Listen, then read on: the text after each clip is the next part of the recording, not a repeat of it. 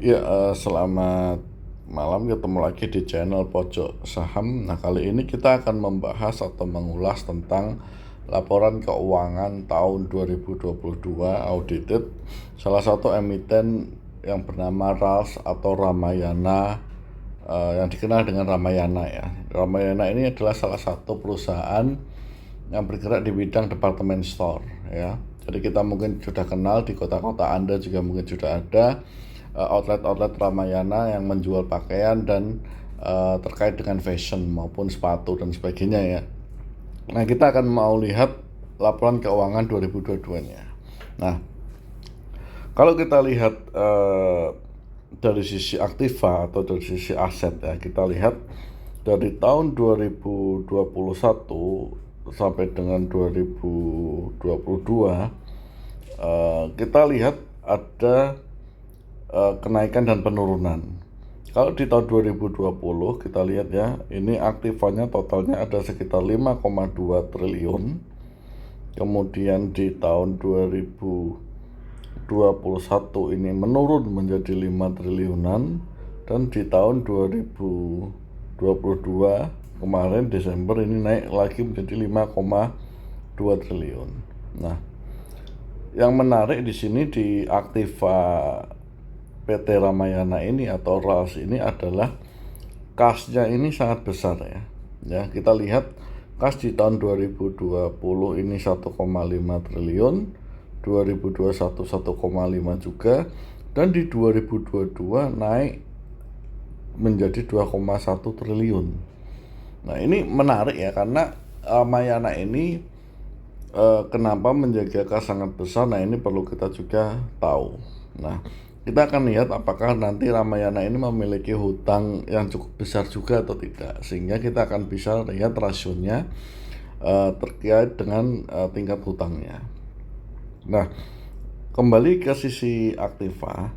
Nah, selain kita lihat bahwa kas dan setara kasnya ini cukup besar, hal besar lainnya masuk pada yang kedua adalah aset tetapnya. Nah, ini adalah terkait bisa jadi gedung, tanah, maupun mesin-mesin ya. Nah, kemudian kalau kita lihat persediaannya, karena dia adalah suatu perusahaan yang menjual barang fashion, artinya harus dia memiliki persediaan barang fashion. Kita lihat persediaannya tidak terlalu besar sebenarnya. Ada 493 di tahun 2020, 2021-nya naik, dan 2022-nya naik menjadi 619 miliar. Nah, dari sisi persediaan dibandingkan dengan kas dan aset tetap ini masih di bawahnya. Nah, kemudian yang tinggi juga adalah aset hak guna ya. Ini bisa jadi terkait dengan sewa ya, sewa atas tanah, bangunan dan sebagainya. Nah, kalau dari sisi aktiva kita bisa tahu bahwa perusahaan ini ternyata fokusnya adalah tidak di persediaan, tapi dia adalah bagaimana dia menjaga likuiditas atau kasnya ya, cukup besar. Nah, kalau kita masuk ke sisi pasifa di mana ada liabilitas dan ekuitas, nah kita lihat porsi paling besarnya itu ada pada utang usaha pihak ketiga, di mana mengalami penurunan sebenarnya. Kalau dari 2020 itu ada 604, 2021 607, dan di 2022 kemarin 597. Artinya ada penurunan nilai utang usaha pihak ketiga. Nah, kalau kita cek lagi, kemungkinan utang lain-lain pihak ketiga ini adalah utang bank ya. Bisa jadi ada utang bank atau utang yang lain ya. Nah, cuman porsinya sangat kecil sekali kita lihat ya. Tahun 2022 porsinya hanya 55 miliar dibandingkan dengan kasnya sangat jauh. Bahkan jika ditambahkan utang usaha pihak ketiga dan utang lain-lain, kemudian kita compare dengan kas yang dimiliki, PT Ramayana ini bisa sekaligus langsung mengeksekusi utangnya selesai, tidak ada lagi utang. Jadi kalau dari sisi rasio hutang, saya melihat bahwa Ramayana ini perusahaan yang tidak mau memiliki banyak utang, artinya sangat liquid, di mana banyak investor yang menyukai hal seperti ini Nah, ketika perusahaan memiliki utang, baik itu utang pihak ketiga atau utang bank, terutama utang bank ya, nah itu akan sangat sensitif terhadap risiko pasar dan risiko suku bunga. Sebagai contoh, ketika Bank Sentral Indonesia menaikkan suku bunga, bisa jadi pihak perbankan juga akan ikut menaikkan suku bunga kreditnya, sehingga berdampak pada kenaikan suku bunga terhadap pinjaman debitur kalau memang debitur itu memiliki pinjaman. Nah, sehingga beban bunganya ikut naik. Nah, ini akan mempengaruhi cash flow dan laporan keuangan dari perusahaan tersebut. Nah, hal ini sepertinya tidak terlalu menjadi concern yang utama atau tidak perlu dikhawatirkan, karena dari RALS sendiri atau Ramayana ini utangnya sangat kecil. Nah, kemudian kalau kita lihat yang lain, liability-nya adalah liability sewa ya. Nah, ini hal yang normatif ya. Nah, kemudian kalau untuk ekuitasnya tidak ada perubahan, untuk modal masih sama ya, tidak ada perubahan. Kemudian saham treasury ini masih dipegang RALS, kemudian belum saldo laba yang ditahan juga masih tidak ada banyak perubahan ya. Nah, jadi kalau dari sisi aktiva pasifa, secara kesimpulan menurut saya RALS ini adalah kas cukup besar, aset likuidnya cukup banyak, dan termasuk dari perusahaan yang cukup oke dalam mengelola keuangan. Kenapa? Karena hutangnya dikit, persediaannya sedikit, artinya menunjukkan itu tingkat WCTO-nya atau working capital turnover-nya cukup baik ya. Nah, kemudian kita lihat laporan laba ruginya. Nah, kita lihat ya, laporan laba rugi ini di 2022 dibandingkan dengan 2021. Nah, untuk penjualan ini mengalami kenaikan dari 2 triliun menjadi 2,3. Kemudian komisi penjualan konsinyasi. Jadi konsinyasi itu adalah ada produsen lain yang menitipkan barangnya kepada Ramayana untuk diperjualkan. Dan Ramayana jika ternyata mampu menjual produk tersebut di outletnya, maka dia mampu atau dia berhak mendapatkan komisi. Nah, ini adalah komisinya. Terjadi peningkatan penjualan dari konsinyasi ini yang awalnya 529 miliar di tahun 2021 naik menjadi 670 miliar.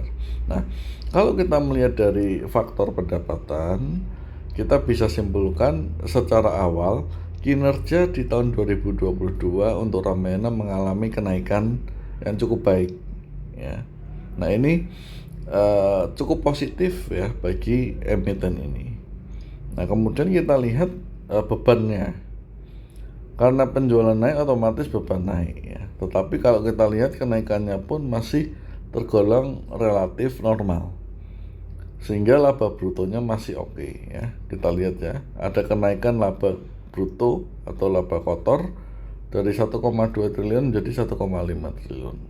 Nah, kemudian yang menjadi faktor cukup besar dalam laporan laba rugi ini menurut saya adalah beban umum dan administrasi. Ini yang menguras banyak sekali laba kotor dari perusahaan. Kita bisa lihat BUA-nya atau biasanya BAU ya, Badan Beban Administrasi dan Umum, itu naik dari 1,1 menjadi 1,2 triliun ya. Ya, meskipun kenaikannya sekitar 100 miliaran kurang, tetapi ini cukup menggerus ya.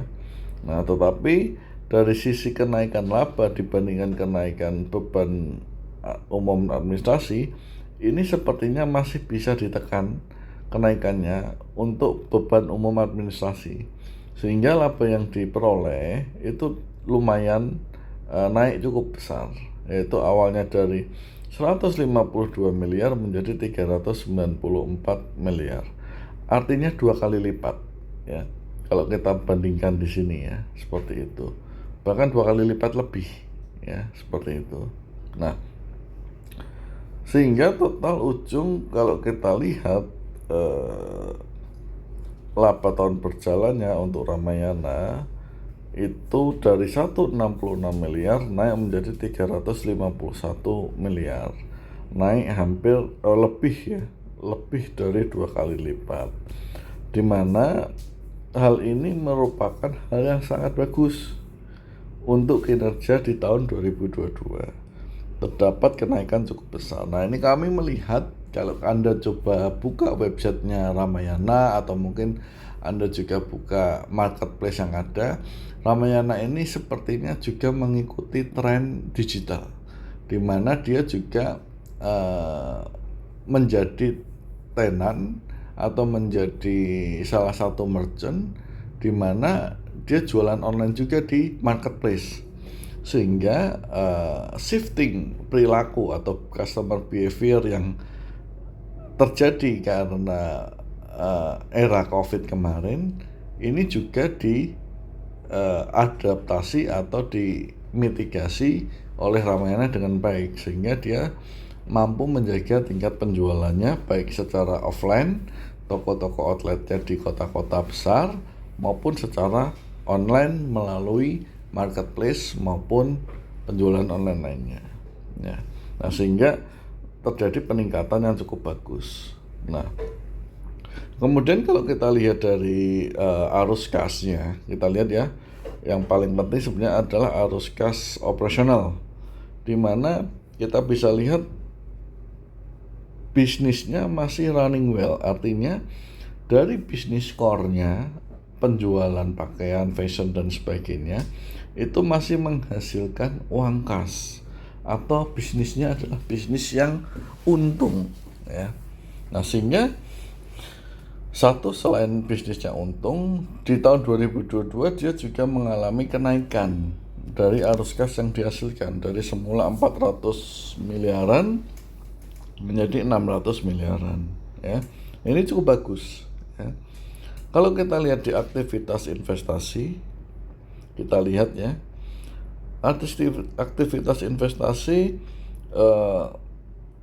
ada pencairan deposito, kemudian penjualan inventaris, aset tetap dan sebagainya, tapi juga ada dia melakukan penempatan investasi jangka pendek, kemudian jual beli juga aset tetap dan sebagainya. Jadi ini memang bagian dari salah satu pemenuhan likuiditas. Kalau kita lihat bahwa investasinya dia adalah pencairan deposito, kemungkinan placement depositonya itu atau kas yang besar itu juga akan ditempatkan ulang pada instrumen-instrumen deposito, di mana kemungkinan ada adjustment suku bunga terhadap kondisi pasar sekarang. Nah, dan kalaupun penempatannya di deposito, kemungkinan akan cukup aman ya dibandingkan dengan instrumen lainnya. Nah, kemudian kalau dari aktivitas pendanaan atau financing, kita lihat ya, tidak ada satupun utang bank ya. Yang ada adalah saham treasury, ini yang dimainkan oleh RAL sendiri, pembayaran dividen dan pembayaran liability sewa. Nah, kalau kita lihat berarti ini Ramayana adalah debt free, termasuk perusahaan yang tidak memiliki utang terhadap bank. Nah, ini sangat oke dan sangat bagus ya menurut saya, karena dia tidak akan terpengaruh oleh fluktuasi suku bunga maupun pasar. Nah, tinggal bagaimana dia menjaga likuiditas dan meningkatkan penjualan. Nah, itu yang menjadi menurut saya faktor penggerak dari perusahaan ini. Nah, secara total, baik tadi dari kita sudah bahas dari neraca, laporan laba rugi dan arus kas, Ramayana ini di tahun 2022 memiliki kinerja yang menurut saya meningkat dibandingkan tahun 2021 ya, sehingga perusahaan ini memiliki laba yang lebih besar. Nah, ini yang memang perusahaan seperti ini yang menurut saya layak untuk diperhatikan lebih jauh ya. Kita akan lihat bagaimana kinerjanya di tahun 2023. Kita akan tunggu laporan 3 bulan pertamanya, di mana laporan 3 bulan pertama ini dan laporan semesteran nanti di bulan 6 tahun 2003 akan menunjukkan apakah kinerjanya lebih baik dibandingkan tahun sebelumnya. Karena kalau kita lihat bisnis dari Ramayana ini jualan fashion, dan Lebaran atau Idul Fitri itu kemarin baru atau dilaksanakan di 2003 ini pada bulan April. Nah, maka kemungkinan di kuarter pertama dan kuarter kedua itu baru akan muncul kinerja realnya dari Ramayana di tahun 2023. Tetapi itu nanti kita akan bahas ketika laporan keuangannya keluar. Nah, tetapi di tahun 2022 kita patut apresiasi bahwa kinerjanya cukup bagus, ya. Nah, kemudian disclaimer ya, apa yang kami sampaikan di sini hanya murni sharing saja, pendapat pribadi, bukan maksud atau bukan merupakan ajakan untuk membeli atau menjual atau tidak membeli maupun tidak menjual terkait dengan saham Ramayana ini. Jika Anda ingin membeli saham Ramayana atau menjual ataupun yang lain, silakan Anda hubungi penasihat keuangan Anda untuk mendapatkan advice yang lebih profesional, ya. Nah, saya pikir itu yang kami mau sharing dan kami sampaikan terkait dengan laporan keuangan Ramayana di tahun 2022. Mudah-mudahan bisa bermanfaat. Jika Anda memiliki pendapat yang lain ataupun hal yang lain, silahkan sampaikan pada kolom komentar. Terima kasih, selamat malam.